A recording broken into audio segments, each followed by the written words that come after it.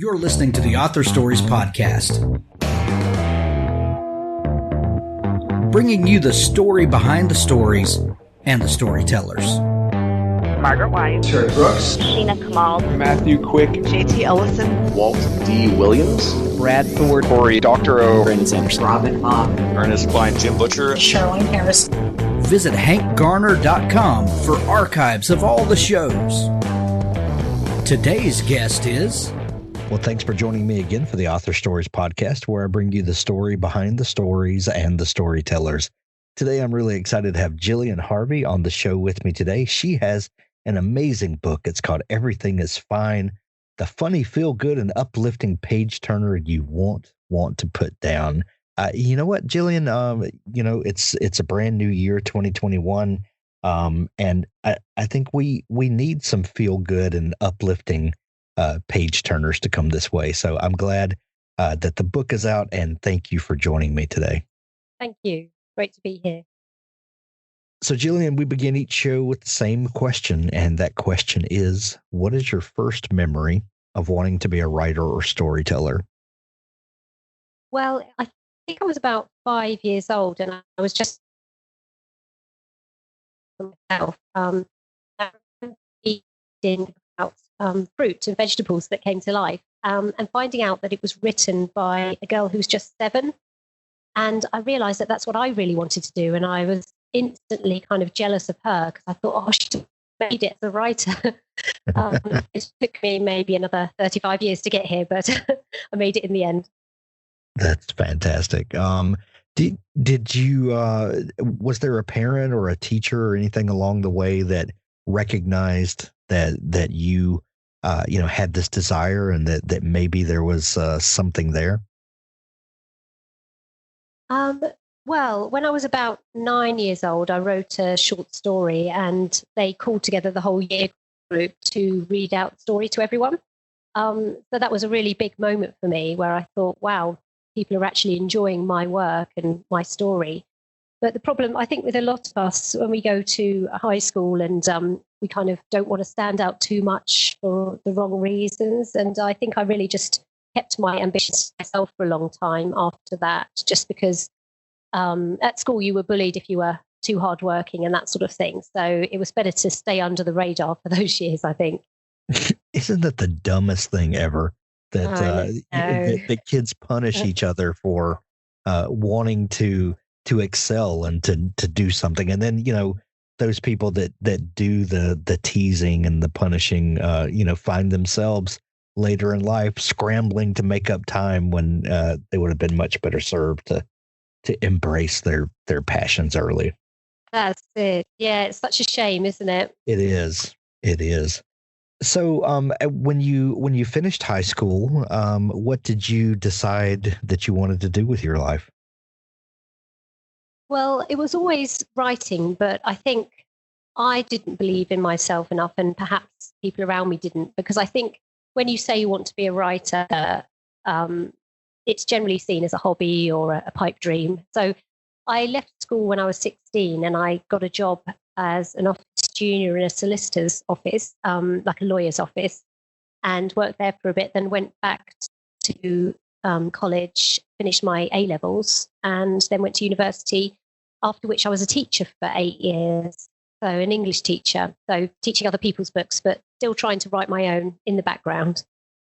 Do you feel like that time as a teacher affected the work that you do now as a novelist and as a columnist? Do you feel like that time prepared you in any specific way, or gave you certain motivations? How do you feel like that time as a teacher informed what you do now? I think what it did give me is some understanding of lots of different types of people and the situations they might find themselves in. And it's also really, I think a lot of novelists have to do a lot of research for the roles that their characters do if they haven't had a job or various jobs in the past. So far, I've been able to draw on my own experience for a lot of things, and that's been helpful because teaching was my main career, but I've done various things, sort of secretarial work and one or two other things in the past. And that's just really, I guess it was research. I just didn't know it at the time. So, how did you transition to the writing that you're doing now? Was there a an aha moment? Was it did you just start taking little freelance gigs? What brought you into this world? Well, I finished my first novel when I was 24, and I kept writing novels and I'd send them off to a few agents, and they'd get rejected. And in those days, it sounds hundreds of years ago now, but not that long ago, but you had to send off a big manila envelope, and you'd come home from work and you'd open the door and there would be a manila envelope, and you'd know it was a rejection because they sent the whole thing back. And I guess it was really by chance that I came across the sort of writing, the freelance writing that I now work in, because we moved to France, my husband and I, in 2009. We both were teachers and we decided to have an adventure. We were going to run a bed and breakfast, but that never happened. And basically, I had twins in 2012, my second pregnancy, and it was very, very difficult. And afterwards, I was quite depressed and I needed something to help me keep going. And I just decided to do a writing course. And it was really not so much about writing, but about how to get your writing published. And the first thing you had to do, basically, the premise of the course was you've got to, if you get to the end of the course and you haven't made the money back from the course, we'll give you a refund. So I was thinking, well, I'll make sure I do everything they say. And the first module was about writing for newspapers and magazines, which I wasn't that interested in really at the time. But because their assignments were things like sending things off to editors, I'd do it because I think, well, I'll keep the evidence and I'll get rejected and I'll get my money back. And actually, I got a yes. My first yes quite soon after my pitch, and it went to my spam emails, so I nearly missed it. And then after that, things accelerated, and I guess I just gained confidence. I didn't really know that you could just approach magazines with ideas and get your foot in the door, but I did it that way and built it up, and I kept writing novels on the side and eventually got there. You bring up an interesting topic that I want to ask you a little more about, the idea of writing, but writing something that you're not necessarily passionate about, but that you do for either experience or to earn a paycheck, which is absolutely authentic. Earning a living with your writing is nothing to be looked down upon by anything. But I think a lot of people have these dreams of writing their passion project, and there's nothing wrong with that at all. And I don't want to discourage people that do that, but for some people, the path to that passion project involves doing some things that you don't necessarily think of as your passion, but maybe you acquire skills along the way, or maybe it's just confidence, or maybe it's just the idea of words on the page that build up, that give you these things. How do you feel like doing those things that you weren't necessarily passionate about in the beginning helped you in the place where you are today? Oh, so much, really, because I think when I was younger, I thought that readers are going to want to read this book. They don't know it yet, but I know what they need more than they know. Kind of, I guess, arrogance about it, I think. And I learned through writing for magazines to think about the target audience a bit more when I was pitching ideas, and gained an understanding really of how things are received. And it didn't really change my writing immensely, but it made me think a little bit more about the way I wanted to write and what I wanted to communicate. And I think just that and just a bit more life experience helped me just to kind of tweak things that little bit more. And when I look back at my books, because I got them, my earlier books, I got them all printed up just for myself. And I'll sometimes just pick one up off the shelf and open it on a random page and see what I think. And I'm always quite thinking, actually, that's not so bad. It's quite good. And I think all it was really with me was lack of confidence to continue sending things off. You develop quite a thick skin when you're freelancing because you send a lot of pictures off and a lot of them don't get accepted. And it's nothing to do with your writing or its quality. It's just being the right story at the right time. And that really does go for novels as well. It's a heartache when things don't quite get picked up. But I think there's an element, it doesn't matter how good you are as a writer, there is always that element of luck, that right day, right desk, right time. They haven't just picked up another novel that's a bit similar. And you need that moment as well. So I think shaping my work a bit and also just realizing that I was going to keep going no matter what, they were the two things I guess I drew from that. So what happened to those first novels that you wrote? Did they see the light of day? Are they still occupying a desk drawer? What happened with those? They are in my office, and they're not ever really going to go anywhere, I don't think. I'm not, because I can see I kind of like them and I'm fond of them in the same way that you look back on yourself in the past and think, oh, I didn't really know anything back then. And I guess what I want to share with the world now has changed because just getting older and going through more things. So I'll always keep them and maybe my kids will read them one day, but they're just part of the process of developing, I think. And it's a lot of words to write just to develop. I'm at peace with that, I think. I'm happy and I'm excited to write new stuff rather than go back and resurrect anything at the moment, at least. Sure. Your new book, Everything is Fine, it has a very wry sense of humor.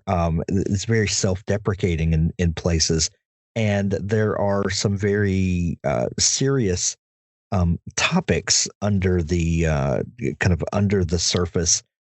And for me, the humor really helps to connect with the story. Did your earlier writing before Everything is Fine, had you developed that that sort of sense of humor that comes across on the page? I think to a certain extent, I have toyed with different genres over the years. So my very first book was a ghost story. But when I look back at some of the characters in that book, I see that they're quite humorous in their own way. And I think when I was trying to write, one of them was a psychological suspense, and there's still a little bit of humor there too. So I think it was naturally there. And I think perhaps some of the work that I've done on writing opinion pieces and columns, that's helped that to come to the fore a little bit more. So I'm more confident about using humor now. And I think there's a certain amount of bravery in trying to be funny because it's a big risk, isn't it? Yes. And just learning that it does work, and maybe not 100% of the time, but you just get a bit more confident. And I think as well, I mean, as you get older, you care a little less about whether it works or not, if that makes sense. You're a bit more flippant, you're a bit more experienced. So I think that's just something that's come out as I've grown up, I guess, and as I've worked, and maybe it was there, but it's come more to the fore now.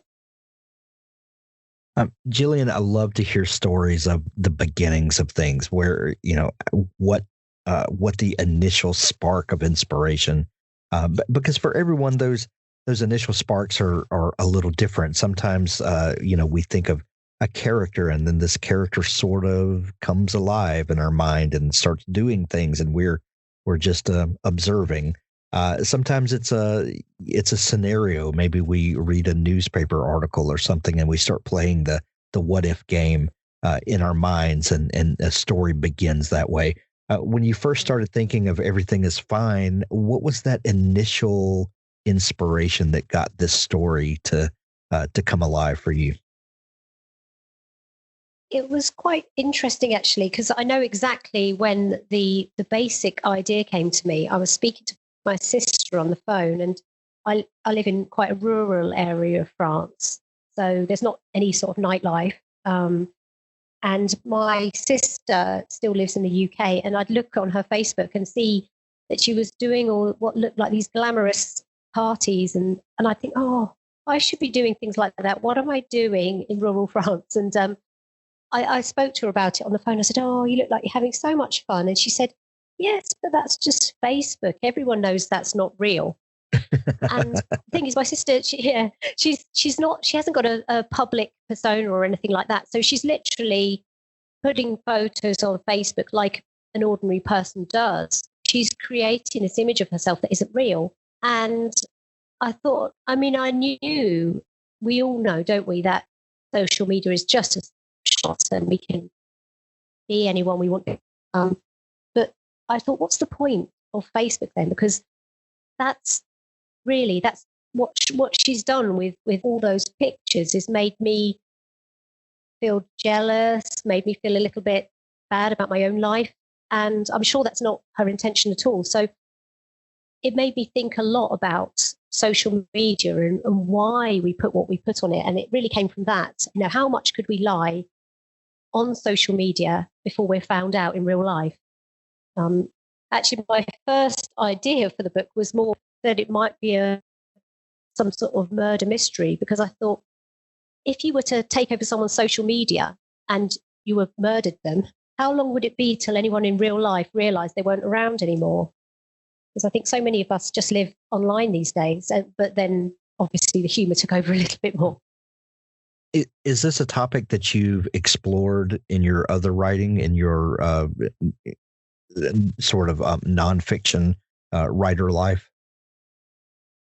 Not really. I think I suppose like everyone, I've dabbled on social media. I'm on there. I love it sometimes and I hate it on other times. And I think we're all, anyone who hasn't grown up with social media, but they've come into social media as an adult, has that, I think, that sort of, what am I doing kind of feeling. And you've got to try and stay true to yourself while also being part of things. And I think I've spent a lot of time thinking about that. Where's the balance? Who do I want to actually be? Do I want to make people feel happy, or do I want them to think I've got this great life, or what is it that I'm doing and why? So I suppose it's just things that I've thought about rather than written about before. So in the beginning of the book, we meet Jessica Bradley, the protagonist of the story. Where did Jessica come from for you? I think Jessica there's a little bit of me there, a little bit of trying to keep up all those, all the balls in the air at the same time and not quite feeling like you manage it. And just taking that feeling of wanting to be something but not quite managing to be it, and taking it to the extreme. So I guess there's a little bit of me there. There's a little bit of social media influences I've seen, a lot of imagination, and she just came together from all that. I wanted her to be sympathetic. I wanted it to be something that had happened to her, and that she had to maintain, not just for herself. I think that was quite important, because it's not really about vanity that she's trying to keep up this appearance, but about her work and her own insecurities. And so it was that, I guess, that combination of things that helped her to really come to life. You allow her to have a bit of a personal crisis and personal tragedy that happens. How did you decide, kind of what pain to inflict on her? I think a lot of it, I mean, some of the things that happen obviously are purely there to break open this idea of being an influencer, and how that might restrict you in some ways as to having the opinions that you really want. So having to write things up as really great when they're maybe not ideal. And I think just you take a situation and you just push it as far as you feel it can go, whilst remaining within the realms of believable. And it was just that, I guess it depended what was happening around me and and how wicked I felt that day when I was writing that chapter. But I had some fun with it, and I wanted it to sort of, I don't know, highlight some issues that I feel are important as well at the same time. So I'd sort of go alongside certain issues and bring the humour to them, and the things that Jessica did to highlight them as well within the context of the story. Dream Author by Sophie Hannah is an immersive 14-month coaching program for writers at any and every level of experience, and also for those of you who want to write and are just waiting for the right encouragement and guidance to get you started. Your writing dreams should make you happy. For so many of us, our dreams are not a source of happiness. Instead, they cause us stress, guilt, frustration, and even shame. Here's the great news. All of these feelings are natural and all writers experience them. The problem, though, is that when your writing dreams bring you more anxiety than joy, it affects your resolve and your productivity, and you end up not taking the action you need to take in order to propel your dreams in the right direction so that they can stand a strong chance of coming true. That's why Sophie created the Dream Author Coaching Program, to teach anyone who is passionate about writing how to change the way they build, think about, and pursue their writing dreams in order to become their own most powerful ally and advocate for the rest of their writing life. And more great news, once you've learned that skill, it lasts forever. Visit dreamauthorcoaching.com to get started today. Gillian, we love to have this conversation with writers about how there seem to be two predominant camps of writers, the plotters and the pantsers, or people that write by the seat of their pants. In my experience, the truth is often somewhere in the middle. Very rarely are people ardent occupants of either one of those camps, but they do kind of, people trend one way or the other. What sort of pre-writing did you do before you began the novel, or do you consider yourself in one of those camps? For me, I started off the first two novels, so Everything Is Fine, and the one I'm working on at the moment, just finishing the edits for. They were both. I was firmly a pantser at that point, and I think part of it is because I wasn't confident enough to know I could take an idea through the whole 80,000 words of a novel.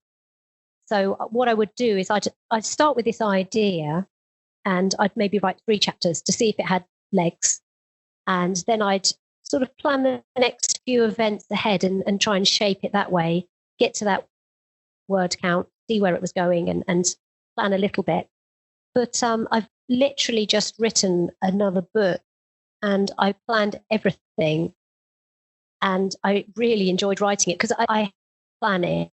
I think probably a lot of writers don't like that bit, because you're itching to get creative, and you're thinking about boring things like structure and story arcs and that kind of thing. But I forced myself to plan, and having written a few unpublished books and this published one and one that's been accepted, I had more experience of what I needed to do to draw an idea out across the whole of the length of the novel. So I think it took writing a few novels as a pantser to become a planner.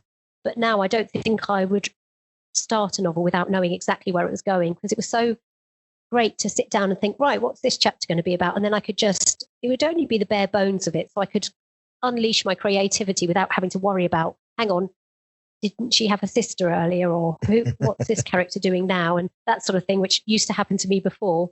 So it's been a transition, I guess. Well, some people would say that when you know too much about the story, then there's no way for the writing to be dynamic and for unexpected things to come in. But I like to think of it in that if you have some of these decisions made ahead of time, then the writing can be more dynamic, because your brain's not busy obeying the rules of the story, if you will.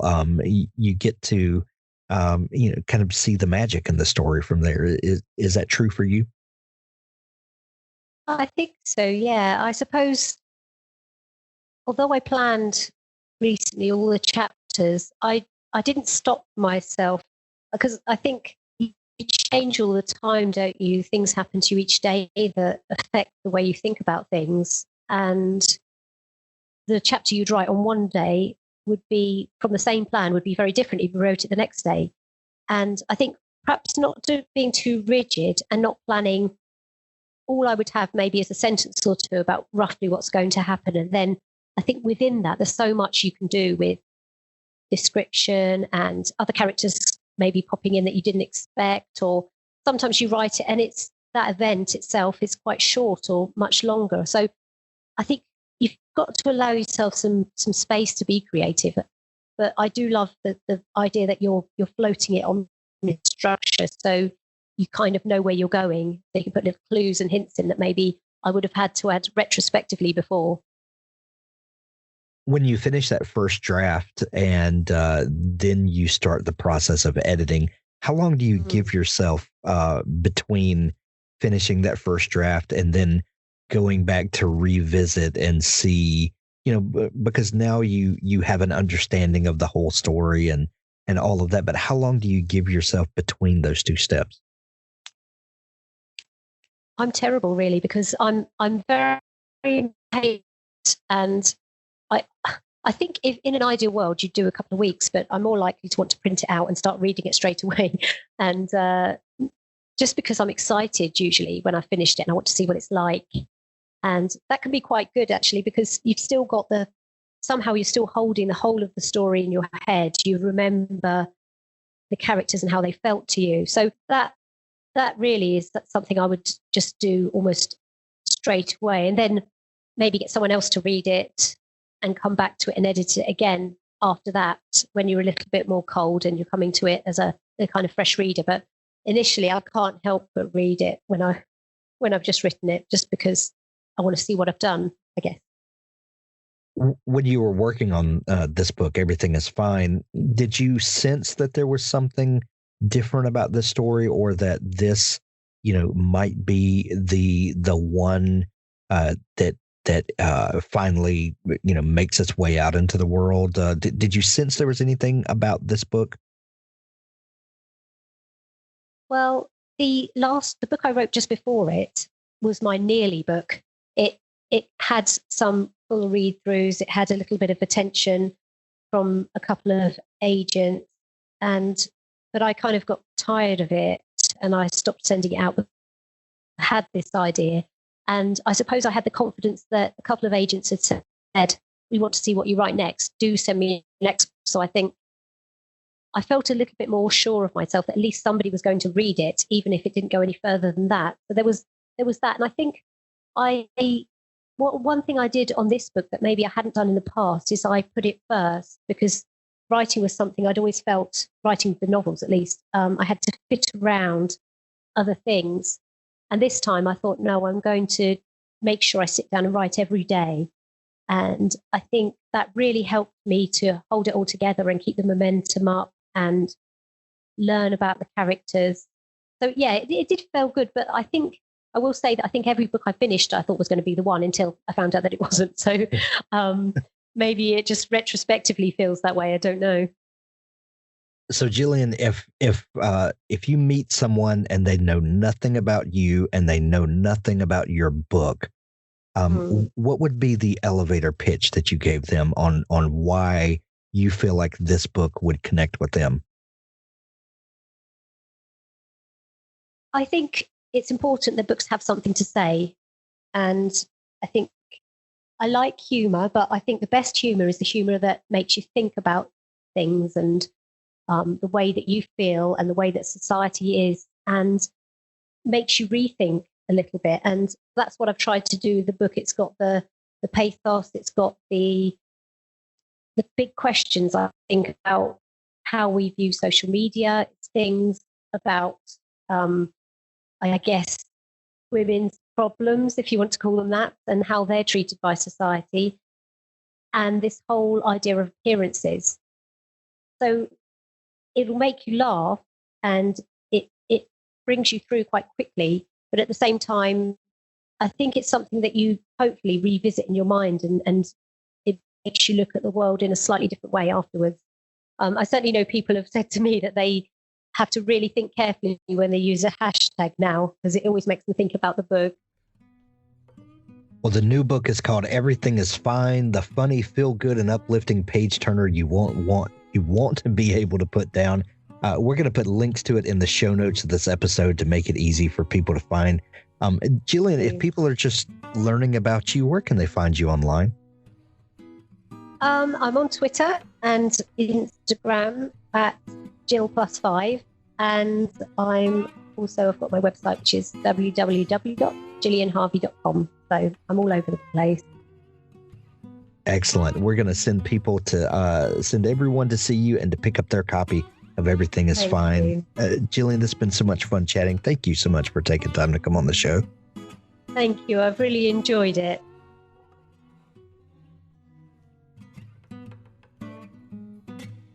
Out of him in 1 week's time. That's amazing.